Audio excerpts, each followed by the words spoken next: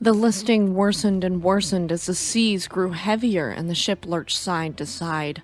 15 degrees, 18 degrees, 20. The ship was tilted radically to the port side as passengers and crew alike scrambled. 20 degrees, 30 degrees, 45. It was too late, becoming just a matter of time before the ship and everyone aboard was swept away in the typhoon. Welcome to Shipwreck Sunday. My name is Eleanor. Just a quick disclaimer for a younger audience before we dive in. This story may be disturbing to some, so viewer discretion is advised. Okay everyone, let's get into it. If you've been around the channel for a while, you may remember us covering the infamous Princess of the Stars ferry disaster that resulted in the deaths of over 800. In that video, we mentioned Princess of the Orient, a fleet mate of the Princess of the Stars that sank prior. Today, we get into Princess of the Orient, one of the many tragedies associated with Sulpicio Lines. As with many ferries in the Philippines, Princess of the Orient started as a ship in Japan. As one of the 5 ships in the Sunflower series for Nippon Kosoku Ferry Company Limited for a cost of 6 billion yen. Her port of registry was Tokyo from 1974 to 1990. She was designed differently from other ships from the fleet, resembling a cruise ship of its era, with 2 funnels and a rounded superstructure. Sunflower 11 was launched on September 23, 1974 and completed by October 1, 1974. The ship entered service on the Osaka to Kagoshima route in October of 1974 following her completion. Before we get too much further into her service history, let's look at her specs. Princess of the Orient was a ROPAX ferry, meaning she had capacity for passengers as well as being a roll-on, roll-off ship. Her tonnage sat at 13,935 gross tons, and she was 642 feet 5 inches long, had a beam of 78 feet 9 inches wide, and a depth of 28 feet 3 inches deep. She had capacity for 3,994 passengers and crew, as well as 84 trucks and 191 cars. As for propulsion, she was equipped with Kawasaki MAN V9 V5255 engines that turned 2 propellers, giving her a maximum speed of 26.87 knots. Her IMO number was 7373561, and after she'd be sold to Sulpicio Lines, her call sign would be DUA08. Sunflower 11 would serve Japan dutifully, then meeting her maker in the Philippines. If you're enjoying this video, leave me a like, subscribe to the channel for more content, and let me know down in the comment section below. Okay, let's continue with her career. Sunflower 11 would be renamed Sunflower Satsuma in 1990 after she was then sold to Blue Highway Line in Japan, and her port of registry would change to Matsuyama. She'd continue service for 3 more years in Japan before she was retired and sold to Sulpicio Lines in 1993. After she moved to the Philippines, she was sent to the shipyard for refits. She was fitted with a cargo ramp on the starboard bow, plus an extension of passenger decks. She became the flagship of the Sulpicio fleet due to her size and beauty. As Princess of the Orient, her port of registry was Cebu City, and her route ran from Manila to Cebu City. She was the largest Philippine-based passenger ferry in service until the arrival of the infamous Princess of the Stars in 2004. At the time, Princess of the Orient was the only ship with automatic stabilizers. Automatic stabilizers are fins or rotors mounted beneath the waterline and emerging laterally from the hull to reduce a ship's roll due to wind or waves. Of course, this isn't a foolproof system, but does make modern ships safer, especially with their massive air draft versus water draft. In 1997, she was damaged after her engine room caught fire while docked at Manila North Harbor and was sent to Singapore for repairs. As a result of this, the stabilizers remained unoperational, and this is crucial to remember for later. She developed a slight but noticeable list on her port side, another bad sign that would be ignored until it was too late. There is a negative stereotype of ships in the Philippines being poorly maintained and regulations and safety standards being lax compared to the rest of the world. Sulpicio Lines themselves were notoriously known for their terrible maintenance of their ships and their standards being terrible. Their company experienced numerous horrific accidents, including the worst peacetime maritime disaster in history, the 1987 collision and sinking of MV Doña Paz. In 1988, MV Doña Marilyn sank during Typhoon Ruby. In 1998, Princess of the Orient met her fate, which we will cover here shortly, and in 2008, MV Princess of the Stars sank during Typhoon Fangshen, which resulted in the company rebranding to the Philippines Span Asia Carrier Corporation in 2009 to distance themselves from the Sulpicio Lines name. In January of 2015, the Maritime Industry Authority decided to revoke the company's certificate of public convenience, meaning they can no longer transport passengers. They continue on to this day, though only as cargo transport. If you'd like to know more about Sulpicio Lines, we do have a video covering them in more detail. Thank you so much to our amazing YouTube members and patrons. If you'd like to have some awesome perks like episodes a full day in advance, join our YouTube memberships today. Okay, my friends, it's time to get into the sinking of MV Princess of the Orient.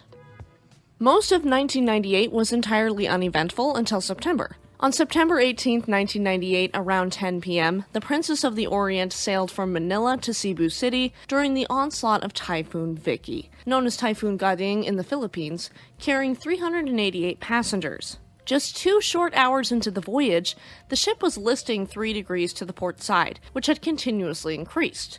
At the same time, winds and waves battered the ship's starboard side, which was the worst combination possible. The waves were at least 23 to 26 feet high, and the wind velocity was 25 knots. Due to large swells and excessive movement, the solid and liquid cargo below decks shifted its weight to port, contributing to the tilted position of the ship. The captain then ordered a reduction in the ship's speed to 14 knots and put ballast water in the starboard heeling tank, hoping to halt the continuous listing of the ship. This action was in vain, as she was already listing between 15 and 20 degrees to the port side. This listing, by the way, is typically severe enough that it makes launching lifeboats difficult and sometimes impossible. This is where it gets infuriating and bizarre. It makes you really wonder about the training standards for Sulpicio Lines captains. In spite of the dangerous situation, the captain performed various starboard maneuvers which added to the ship's tilting. As the ship was already inclined at an angle of 15 degrees along with the instantaneous movement of the ship, the cargo below deck completely shifted in position and weight toward the port side. 2 hours after leaving Manila Harbor, the ferry tilted 30 to 45 degrees to its port side, listing beyond the point of no return. At 12:55 a.m., the ship capsized near Fortune Island, sinking shortly after this. Of the 388 passengers on board, 150 were killed, either being trapped inside the ferry or being swept away by the waves, eventually drowning. The remaining survivors floated at sea for more than 12 hours in the seas stirred up by Typhoon Vicky before rescuers were able to reach them. Rest in peace to the victims of this disaster.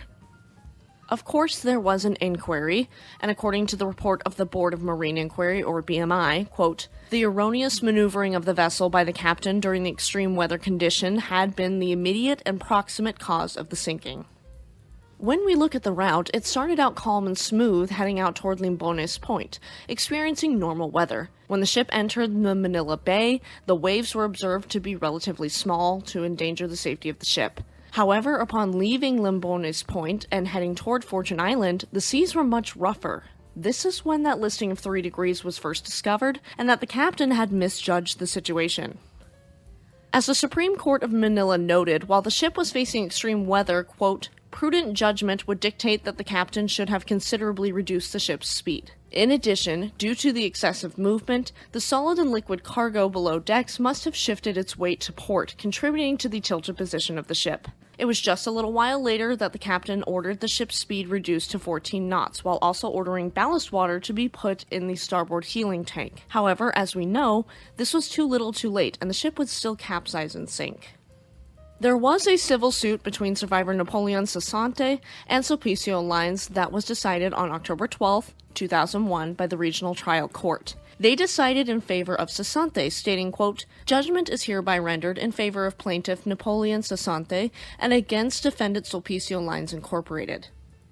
This means that the court ordered the company to pay Cesante temperate damages in the amount of 500,000 Philippine pesos, moral damages in the amount of 1 million pesos, and lawyer fees. When explaining its decision, the RTC observed that the Sulpicio Lines had not established its due diligence in the selection and supervision of the vessel crew. The ship's officers had failed to inspect the stowage of cargoes despite being aware of the storm signal. The officers and crew had not immediately sent out a distress signal to the Philippine Coast Guard. The ship's captain had not called for the abandoned ship protocol. And, based upon the report of the BMI, the terrible maneuvering of the ship by the captain in extreme weather conditions had caused the sinking.